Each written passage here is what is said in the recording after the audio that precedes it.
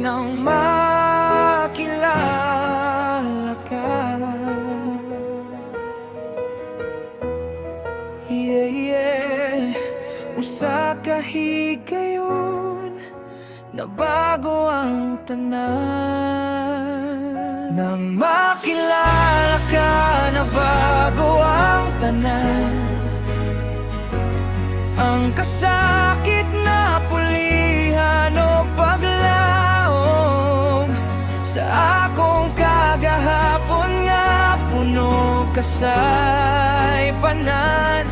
Imong gugma Ginoo, maoy nagluwas ka na ako. Sa una naglakaw ko nga way klarong pagdulyan, kasing-kasing bugat hunahuna naglibog. Dagan ko gitawag na kalipay, pero humantanan kawang ragi hapon.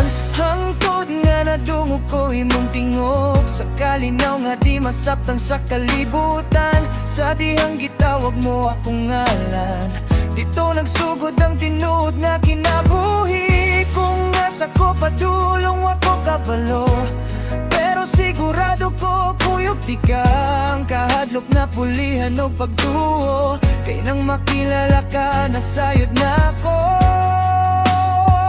Nang makilala ka na bago ang tanan, ang kasakit na pulihan o paglaom sa akong kagahapon nga puno kasay tanan. Imong gugma Ginoo, maoy nagluwas ka na ako.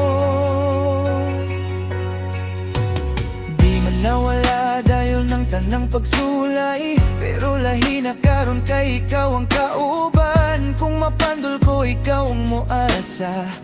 Kung maluya ko, ikaw ang puso. Sa krus imong gipakita ang gugma, gugma nga walay sukod ug tapos. Kung pangutanon ko unsay rason sa akong pagbarog, ikaw ra gyud Jesus, walay lain pa.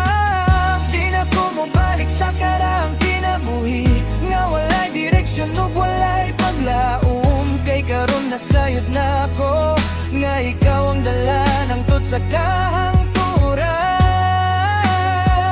Nang makilala ka na bago ang tanan, akong kasing-kasing imong gihawiran.